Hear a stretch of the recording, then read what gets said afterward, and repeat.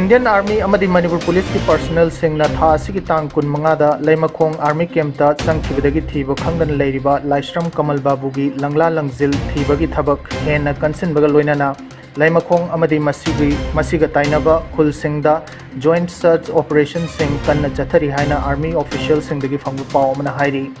search operation asi mai paknaba haiduna Laimakhong gi akoibada leiriba khul singi makok thongba ahal singa loinana toina pau phangduna makhoidagi lauba yaba mateng su lauri haina official singna khanghalakli tha asigi kunmanga da Karbi Anglong Autonomous Council KAAC gi chief executive member Tuliram Ronghangna Karbi Anglong gi center bazar ta pangthokba lam pata yenthokpagi thoram amada Manipur dagi Kukizaw refugee listing ama changsil lakliba ase Karbi Anglong da leiba yaroi haikhibu wafam adu haifam thokte haina Meghalaya amadi Assam gi maru oiba political party ama oiriba All Party Hills Leaders Conference APHLC gi President JI Katharna Fongdorakli Party asina ngarang Karbi Anglong gi Difu dagi tholakkiba cherol amada mahakna makha taraduna hauzik oiriba phibam asida Karbi Anglong gi Autonomous Council gi Chief Executive Member ama oiriba misak amana asumna phongdokpa asi yaningde madugi mahutta Kukizaw refugee sing karigumba mafam asida changsilakle hairabasu Assam Lengak amadi Autonomous Council asina makhoi bungak senduna relief camp ama sabiduna tangai fadaba thabak sing paikhatfam thoi loinana Manipur Lengak na maitai amadi Kukizaw group ani gi marakta thokhalliba irang asigi damak condemn tawbaga loinana athuba matamda mahausa gi fibamda hanjilhanduna Kukizaw refugee singbu masa gi lamda amuk hanjilhannaba thorang tawbiyu haina appeal tafom thoi Amaromda hauzik tongan ba media report singi matung inna Bangladesh ta Hindu Bengali singi mayokta thokliba irang asina maram oiraga Hindu Bengali kaya ama Karbi Anglong amadi India gi atopa state singda changsilakle hairi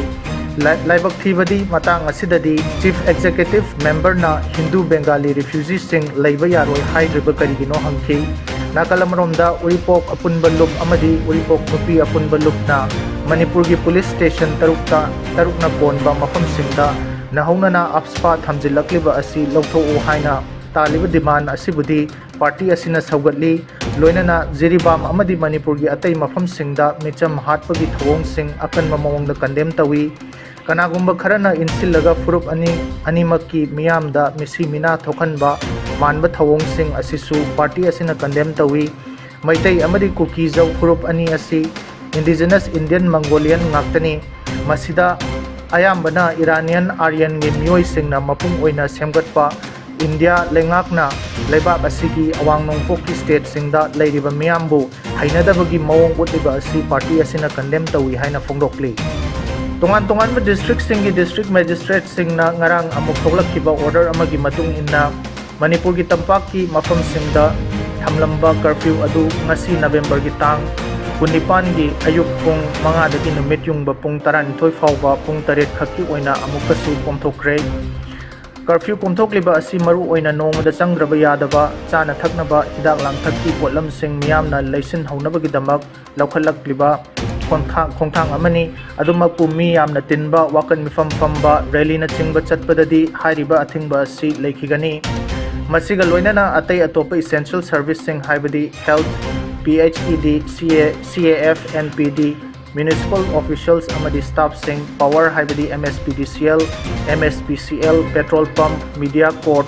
bank, ATM booth sing da sale hapsin bachaliba bank ki miyoi sing telecom service providers sing amadi flight tongduna chatkadaba passengers sing gidi hanadagi hauna curfew asina konsindana lakli